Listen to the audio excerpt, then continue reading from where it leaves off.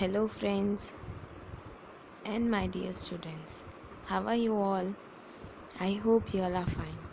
In today's class, we are going to study about the importance of preamble. So, in our last class, we had already studied about the preamble, right? So, you all know that what is preamble. So, preamble basically is a objective introduction of a particular law which tells about the objective and the nature of the law. So, as we all know that before starting or the first page of our constitution is the preamble, which gives us the information about the constitution, right? So today we are going to see that why preamble is important. So, the preamble as a soul of the constitution is also an important necessity. So, basically, preamble is the soul of the constitution and it is important. To understand the framing of any law or its interpretation, preamble gives proper guidance. So, basically, it is a proper guideline for the constitution. It tells about what is the objective and how you have to follow the constitution. To understand the policy behind the framing of any law, preamble plays an important role. So basically, it gives us the reason behind framing of the law, and that is why preamble plays an important role. The preamble is a useful tool to avoid the trouble in the interpretation of the constitution. So preamble is useful tool so that they can avoid the trouble in interpretation of the constitution, so they can follow the constitution with ease. When any ambiguity or obscure details in law arises, preamble helps in understanding and interpreting the law. So basically it provides a guidelines, or it gives us the method of following that particular law. Thus preamble serves as an compass to understand the provision of constitutional laws. So in short, it gives us the in short, it gives us that how we have to follow a particular law, and it gives us the proper guidance. Preamble is nation's unity, integrity, and its standard crust of brotherhood among citizens who are having noble sentiments and ideals. Preamble is backed by high ideals and goals. So this preamble is made for the citizen, and it is backed by high ideas and goals, which means this preamble is made by a very important and knowledgeable persons. Then the next is pillars of the preamble. Which are the pillars of the preamble? As I told you that the words inscribed in the preamble are "We the people of India, sovereign, socialist, secular, democratic republic, justice, liberty, fraternity and equality." Here we will study the following three main pillars of the preamble, as when I explained you about the first preamble session, I told you about all these words and what does it mean and why is it there in the constitution, right? So today we are going to study about the three most important pillars of the preamble. The first one is democracy. So the democracy, as I told you, that demo means people and cracy means the ruler or the power, right? So democracy means that it's the rule of people. People rule. The ultimate sovereignty of power is with the people according to Indian constitution. So democracy means that the power is in the hands of the citizens.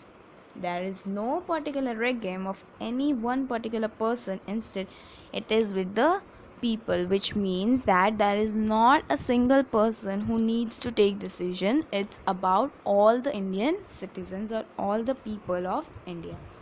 Democracy, the word is derived from Greek word demos means people and kratos means power. So, country's power is not within a group of people, instead, it is within the people of the country. As I told you earlier, also, that the democracy word is been derived by joining two words which means people's rule, right? So basically the country's power is not within a single person. In fact, it is in the hand of all the citizen and all the people of that country.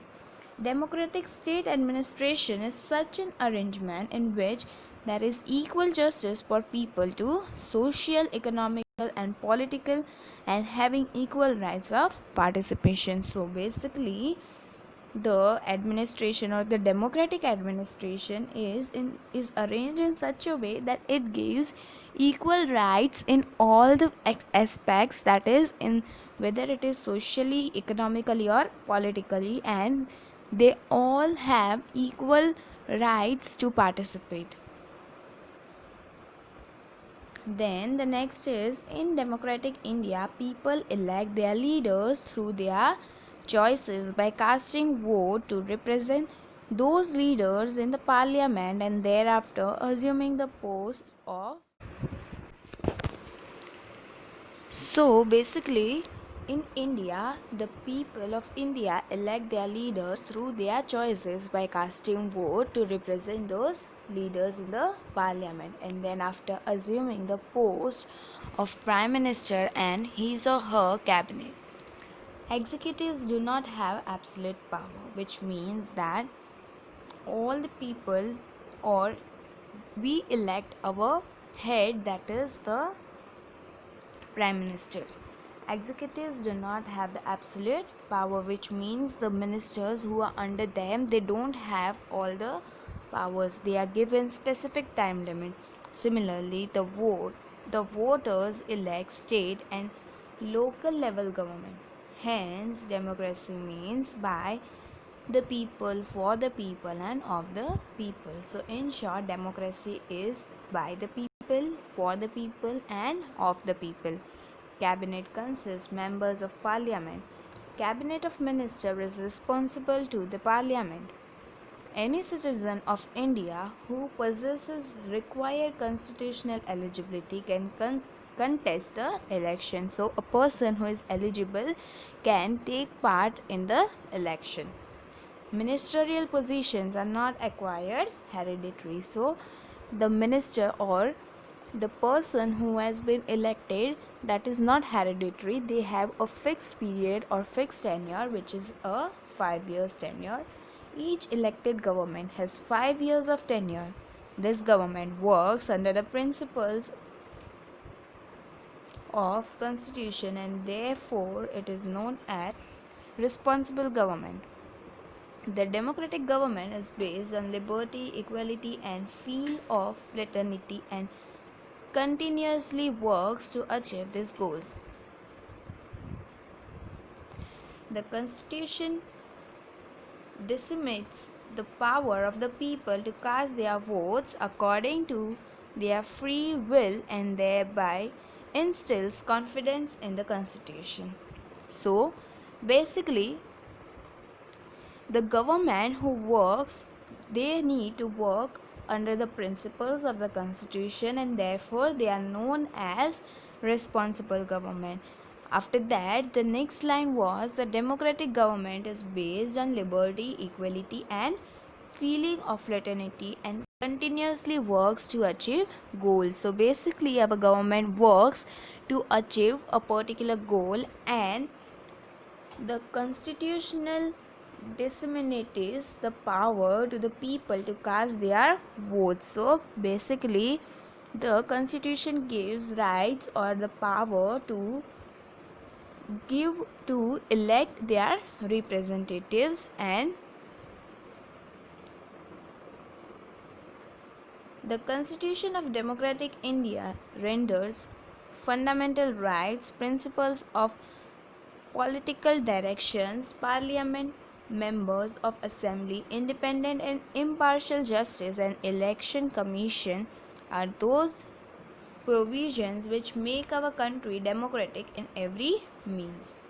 So basically, the Constitution of Democratic India gives us the fundamental rights. It gives us the political directions, which means that how does this administration or how does this government will work. All the principles are given to us by the Constitution. Everything is written in the Constitution. Then the last is the adult suffrage, means the citizen above 18 years of age can cast his or her vote to one's choice of leaders without discriminating caste, creed, religion, language, gender, education, and income of birth or birthplace. Sorry, but it it is essential that the citizens are enlisted in the electoral list. So basically, a person who is above 18, he or she is eligible to cast their votes, and they do not need to discriminate regarding their religion, gender, caste, creed, anything. And it is essential that the citizens are enlisted in the electoral list, which means that that person should be in the list of electoral list, which means the person who is voting, that person should be there in the election list, right? So I hope you all must have understand what is democracy. Thank you.